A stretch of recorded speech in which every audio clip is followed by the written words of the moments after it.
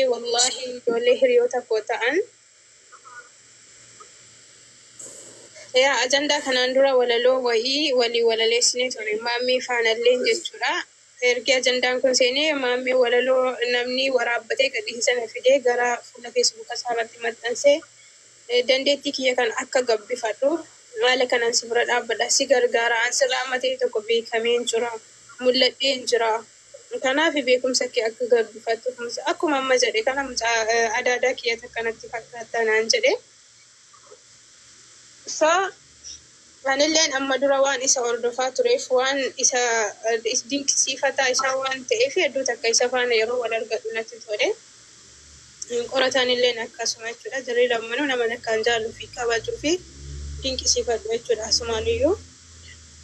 Haala kanatti eegalee warri nama meeqa jaallattaa anaanilleen isaanilleen abalusiin ta'uu jedhaa turtanii gariin faarsaa gariin rabsaa turtanilleen ani gidduu nama engadinaas ni jechaa ture wanti calanqisu wanti warqii miti waan miidiyaa kanarraa illee hunda nama ni jiraa ture. So walitti dhufeenyi keenya gabaabumatti walitti dhufeenya hiriyummaa obbolummaa irra kan darbe wanni biraa jirtu jechuudha. Anaaf maammee gidduu obbolummaa malee waan biraan jirtu. Ni galee. Maammee salaamu alaikum. Waan daafu akkasitti hubadhaa guys. Yoon balleessimu wallahi guys feetan natti aaraa feetan dhiisaa. Yaa nuti egaa hangana dandeettiin isii ol ba'ee ganaallee yoo feetan namni dandeettii walaloo qabdan namni na jaallattanii dandeettii walaloo keessanii ol baasuu barbaaddan yoo jiraattan haalawne maaliif jennaan warri nu dura miidiyaa kanarra dhufe warri nu dura TikTok banate warri nu dura Facebook banate warri nu dura YouTube banate osoo gannu dhahu osoo mataa keessa nu tumu osoo gannu dhiituu guddanne waan ta'eef kanaafuu an nama ol dhufu hunda harkiseetiin ol baasa malee mataa keessa gadhee gad hin buusu. Miki wanti arrasiin jaalladha jettee walaloo jaalalaa naa barreessitee yoo beekamte anarraa wanti irratti hin jiru. An fakkeenyaaf waggaa lammanarraa namni tokko na beekuu dhabuu danda'a.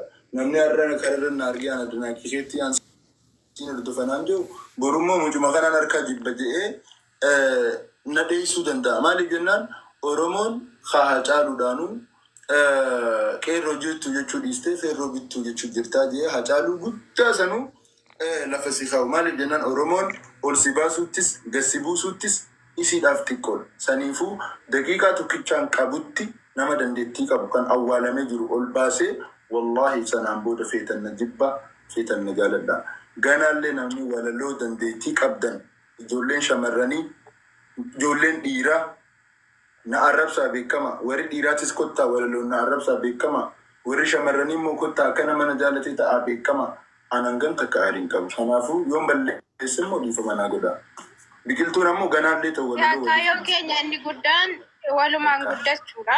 Dhugaa dubbachuuf yoo ilaaltan gara fuula feesbuuka keenyaan illee maqaa walii meenshiin goonee taag walirratti goonee akka bifa qeequmsaatiin arfan keenya jechuudha. Maammii qorataa biiftuu suuraa walii maxxansinee jechoota akka qeequmsaa fayyadamne garuu waan sana keessatti utuu yaada qabaatanii ni hubattu. Guyyaa tokko wal xiqqeessinee suuraa walii gad deebisnee maal jennee hin beeku. Jecha akka qoosaatti nama bohaarsuu fi akka qeequmsaa of keessaa qabu fayyadamne menshii wal godhaa ture. Suni maalinni faamiliin ana jala jiru jara deemee fooloo godha kan jara jala jiru ana dhufee fooloo godha. Haala kanaan waliin guddachuu ture kaayyoon keenya si jammar jechuudha. Garuu amma dubbiin achi fagaatee waan nurkaa ba'ee jiruu fi nama dhukkubsatee jira beektaa yeroo wallahi wabillahi nama keessaa natti bilbilee በእናንተ ምክንያት ታምሜ መድኃኒት እየወሰድኩ ነው nama naan jedhe jira wallahi rabbi kiyyatti kakadhe anaanis namakkas tunaanje amma anaanis namakkana jechuun bakka jiraabiti bakka dhugaa dubbachuudhaaf goone yeroo tokko dhiirri amala jijjiirrata beektaa boo jirta bakkan qabannee in kolfin dhugaa dubbachuudhaaf miiruma dhugaatiisitti dubbata haaraa beektaa. Innaa ni bo'aa jirta? Yaa. በቃ አይዞሽ ሲፌቶ ሰባ ከኦኔ ሳከረ ከንከዴ ብስ ኖ ዋና ሰው ድንቀብ ወኒ ፌዷት ማን ያራፈጋዱ በስ ወከነንታኒ ንጋር በቹራ እንዴ አኒ ደርሱ መየው ምን ትደከነስ ትዱፍ መለ ናም ከበሉን ቀብ ትሬ ካይሮ ዋታ ከምቲ ጃለለ ህሪያ ኬቲ አከምቲ ከበልታት yoman kita manke balu kwabti mira kesa biki bar sanu jechuudha kana se guyyaa sanii isa zinanatti existanii jechuudha yaadu xiqquma siillee nama ati shamara mi akkamiti shamara akka keetiitti yaadu lubbuani wama jedhamu quban qabu jechuudha ani isaan hundi isaaniitu hin beeku kee mamma isin beektu mira kesa nin beekane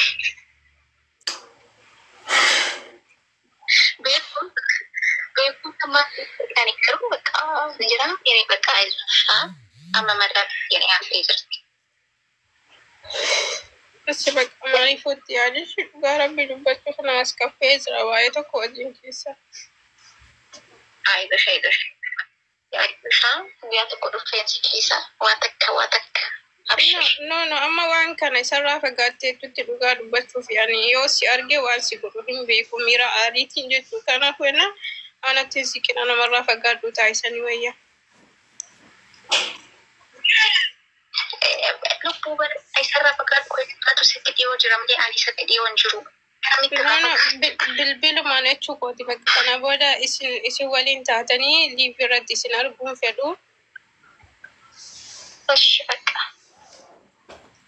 Yamma meejira jedhi kwa bukan baka alish balina sitiasa wanta kale yade Okay. Good night.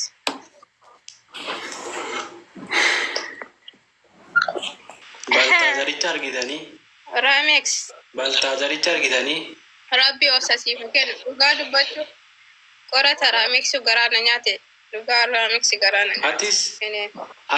atis biqiltu atis Baltazaritti maammenis Baltazar dhugaa dubbachuu isin lamaanuu Baltazaritti ati Baltazaritti ni Baltazar Makasif moggee nuti makasif moggee makasif moggee nuti deebisi wallahi makaketi macha Baltazar enyonni ana mu maammeedha macha isa dhugaa macha galchuun kana keessa macha ta'u macha naafatu wal qabna ta'u no namni waan argu dubbata bar mi'a ummatumti commentii waan kana haa'imu ummatumti commentii ha dubbatu an doktorii malee as damyaachiin damni laa erga gaafiti tokkitti waan jaalladha doktoriin biqiltuu siifuu Somaalee wayi Somaaltitti wayi achi jalqabi no yoo xiqqaate nama shan sitti lakkaa'an namnatti sin jaalladhu hin jenne tiktokii kanarraa jira gaaya haadha faateetiin ana biqiltuun ati nama haadha faateetiin sin jaalladha jedhe barrabbeedhi ati naasayin qoy kan ana biiftuuni macaan sirriitti waa'ee keenyaan beekaa kan nuti dubbanne gaafasu doktorii akkasiin qinaatii keessa galtu gochuufi malee biqiltuu siifuuni jaalallee qabdi jaalallee addaa qabdi gaafuma sana walitti qorata ahu wada serious hin nigba waannaaf qorataan dubbachuudhaa waannaaf biqiltuun dubbachuudhaa dhufne sanaa dubbannu qore wada serious hin nigba andi gisee sabiin baay'ee saadha tuguma waan gibu waan sana hawaasaaf ibsinu qora